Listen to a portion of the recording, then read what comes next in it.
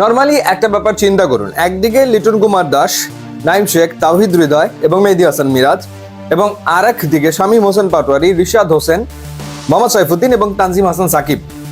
এবার আপনি বলুন যে একদিকে যে এই চার ব্যাটসম্যান এবং আরেকদিকে এই চার ব্যাটসম্যান, 20টা বলে আসলে কোন চার ব্যাটসম্যান বেশি রান তুলবে বা কারা আসলে বেটার স্ট্রাইক রেটে ব্যাট করবে বা কাদের পক্ষে 4 বা 6 বেশি মারা সম্ভব হবে।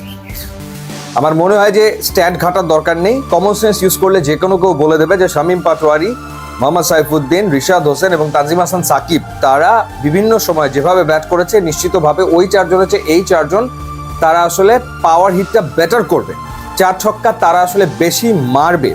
কিন্তু বাংলাদেশের ব্যাটিং অর্ডারটা সাজানো হয়েছে এমনভাবে যে এই চারজনের আসলে ব্যাট করার তেমন সুযোগই নেই, সেটা আমরা তো প্রথম টি20তে শ্রীলঙ্কার বিপক্ষে আসলে দেখলাম।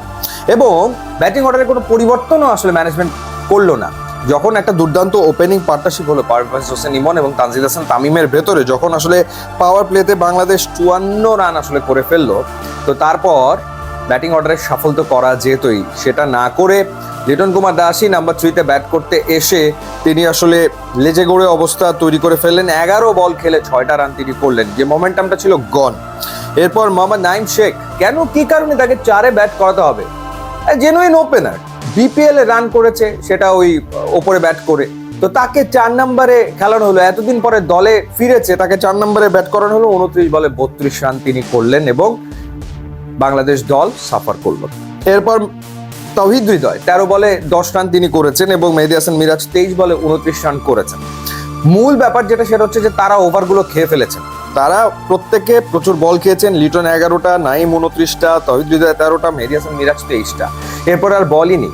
শামীম হোসেন পাটোয়ারি 5 বল পেলেন, 14 রান তিনি করেছেন এবং রিশাদ হোসেন, তানজিম, সাকিব এবং মোহাম্মদ সাইফুদ্দিন তারা ব্যাট করার আসলে সুযোগই পাননি।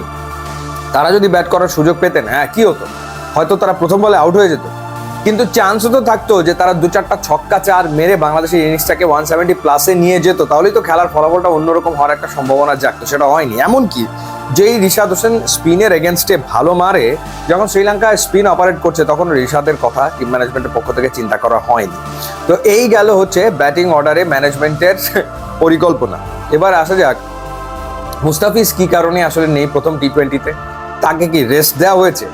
মানে ওয়ানডে সিরিজ খেলিয়ে তাকে টি20তে রেস্ট? যেই মুস্তাফিজ টি20তে মাহের এবং ডেথ ওভার স্পেশালিস্ট হিসেবে বিশ্বব্যাপী সমাদৃত একজন বোলার, যাকে আইপিএল এর দলগুলো প্রত্যেক বছরই দলভুক্ত করে, সেই মুস্তাফিজকে প্রথম টি20তে রেস্ট, নাকি এটা তাকে কোনো কারণে পানিশমেন্ট? আমি তো ইনজুরির কোনো খবর আসলে ওরকম ভাবে জানি না। সো মুস্তাফিজকে কেন একাদশে বিবেচনা করা হয়নি? এখনো মুস্তাফিজকে সবার আগে বাংলাদেশ দলে আপনাকে বিবেচনা করতে হবে যদি টি20 খেলা হয়ে থাকে, এবং যে উইকেটে খেলা হয়েছে মুস্তাফিজের বোলিং নিশ্চিতভাবে এফেক্টিভ হতো, তাকে বিবেচনা করা হয়নি। জাকের আলী অনিক, তাকেও বিবেচনা করা হয়নি। কেন কি কারণে বিবেচনা করেনি আমার আসলে ঠিক বোধগম্য হলো না। ওয়ানডে সিরিজে 51, 24, 27 রানের 3টা ইনিংস খেলেছেন, রানের ভেতরে তিনি ছিলেন। এছাড়া তিনি পাকিস্তানের ভিতরে বিপক্ষে 36 রানের ইনিংস খেলেছেন, সংযুক্ত আরব আমিরাতের বিপক্ষেও 41 রানের ইনিংস খেলেছেন। তো তিনি তো রান আসলে করছেন, এবং সবচেয়ে বড় ব্যাপার তার স্ট্রাইক রেট তো একবারে খারাপ না, আর অ্যারাউন্ড 130 স্ট্রাইক রেটে তিনি ব্যাট করেন, তাকেও বিবেচনা করা হয়নি। শেখ মাহাদি টি20 স্পেশালিস্ট বাংলাদেশের, মেহেদী হাসান মিরাজকে যেহেতু টিম ম্যানেজমেন্ট খেলাবে, সো তাকেও বাদ দেওয়া হয়েছে। সো ওই যে টিমটা গঠন করা হচ্ছে যে চেক অ্যান্ড ব্যালেন্স করে, সবার মন রক্ষা করে একটা টিম গঠন করার চেষ্টা টিম ম্যানেজমেন্টের, এভাবে তো হয় না, এভাবে রেজাল্ট আসে না, এবং রেজাল্ট আসলে আসেনি। তো এই যে উদ্ভট সব সিদ্ধান্ত টিম ম্যানেজমেন্টের, আসলে তারা কি সিদ্ধান্ত নিচ্ছে? একই দলটা খুব বাজে ক্রিকেট খেলছে, যখন ম্যানেজমেন্টের সাপোর্ট দরকার, যখন আসলে খুব ভালো ট্যাকটিক্স স্ট্র্যাটেজি বিল্ড আপ করা দরকার, কিছু ভালো ডিসিশন নেওয়া দরকার, তখন টিম ম্যানেজমেন্টের কোনো ভূমিকা নাই, জিরো ভূমিকা। এই টিম ম্যানেজমেন্ট পারফরমেন্স ঠিক এই মুহূর্তে আসলে জিরো। সো না তারা বাংলাদেশ টিমকে হেল্প করতে পারছে, না তারা বাংলাদেশ টিমের থেকে রেজাল্ট আদায় করে নিতে পারছে, একটাও পারছে না। এটাই হচ্ছে বাস্তবতা। ইউটিউব, ইনস্টাগ্রাম লিঙ্ক দেওয়া আছে, আপনারা যদি যোগদান তাহলে